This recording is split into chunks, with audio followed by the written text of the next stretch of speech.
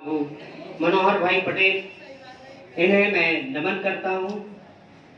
साथ ही इस विद्यालय के मेरे सहयोगी शिक्षक तथा शिक्षकेतर कर्मचारी वर्ग तथा इस देश के भविष्य मेरे सामने जो बैठे हुए हैं मेरे प्यारे बच्चे, आज का जो कार्यक्रम है पुण्यतिथि का कार्यक्रम है और पुण्यतिथि के कार्यक्रम करने के पीछे ये उद्देश्य होता है कि हम जो कार्यक्रम करने जा रहे हैं किस व्यक्ति का करने जा रहे हैं और उनसे हम क्या प्रेरणा ले सकते हैं और उनसे जो हमें प्रेरणा प्राप्त करना है तो उनके कर्मों को हमें याद करना होता है।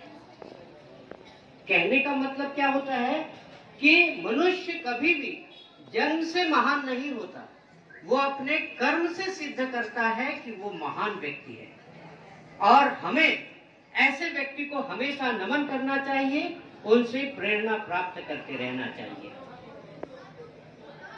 आप किस बारे में बातें कर रहे हैं, इधर ध्यान दीजिए, क्योंकि आज एक श्रद्धांजलि का दिन के रूप में हमें मनाने जा रहे हैं हम।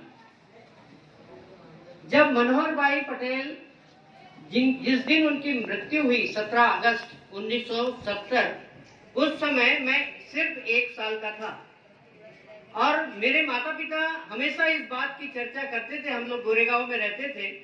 जब मनोहर भाई की मृत्यु हुई और उनका पार्थिव शरीर जब गोंदिया लाया गया तो रास्ते में जितने भी गांव थे सभी गांव में उन्हें रुकना पड़ा और रोड के किनारे में सारी भीड़ लगी हुई थी और सभी लोग एकदम नम भरी आंखों में गम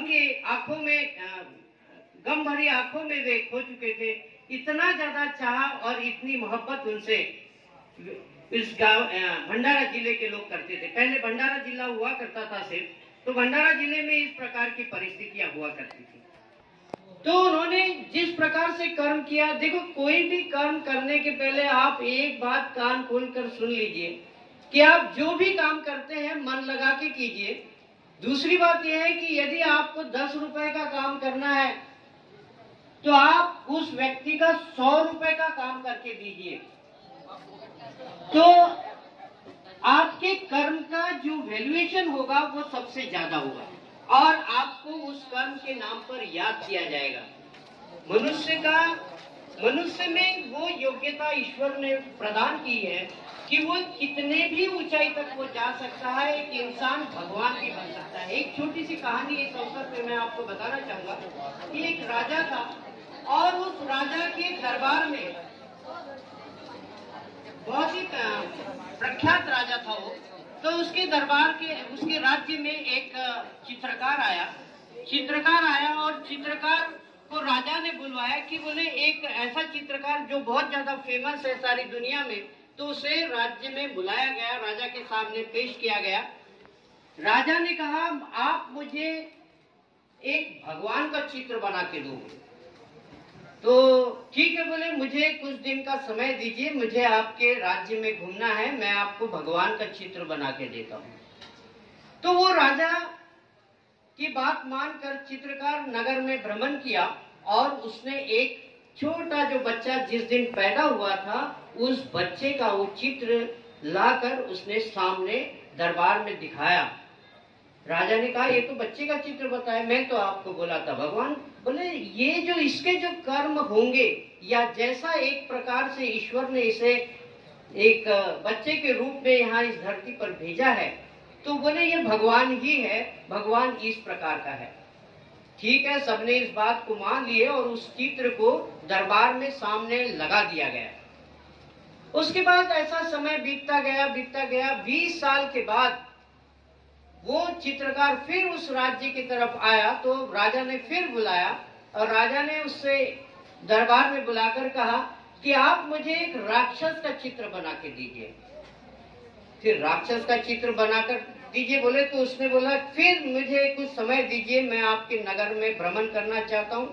उनसे उन्होंने बात किया, सब बातचीत हुई। उसके बाद में दरबार में वो चित्रकार आया और चित्रकार राजा से कहने लगा कि आपके कालकोठरी में एक सबसे खूंखार व्यक्ति है जो जिसमें बेड़ियां लगा दी गई है, मैं उसका चित्र बनाना चाहता हूं। तो उसे वहां पर लाया गया। उस बेड़िया जो लगा हुआ जो कैदी था उसे कालकोठरी से निकालकर उसका उसने एक चित्र बनाया और बोले ये राक्षस ही है, बोले इसे आप यहाँ टंगा दीजिए। दोनों फोटो सामने टंगी हुई थी। वहां के जो उसके मंत्रिमंडल के सब राजा के मंत्रिमंडल के लोग कहने लगे कि बोले राजा साहब आपने ये जो फोटो जो लगाई हुई है ना, ये जो बच्चा है ये वही आदमी है जो आगे चलकर राक्षस बना। इस पे से ये सिद्ध होता है कि मनुष्य राक्षस और भगवान अपने कर्मों से बनता है।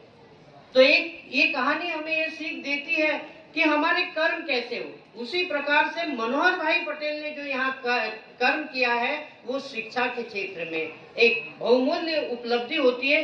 हम आज सरकार कर रही है हर बच्चा पढ़ना चाहिए। अभी और एक उपक्रम आज मीटिंग है, उस उपक्रम में ऐसा है कि साड़ा भाई कौन सा विद्यार्थी उसे ढूंढ के लेके आओ और उसको जबरदस्ती पढ़ाओ।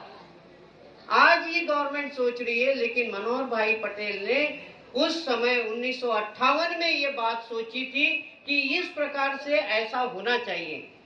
इसका मतलब है वक्त से पहले उनकी जो सोच थी उन सोच को हम प्रणाम करते हैं।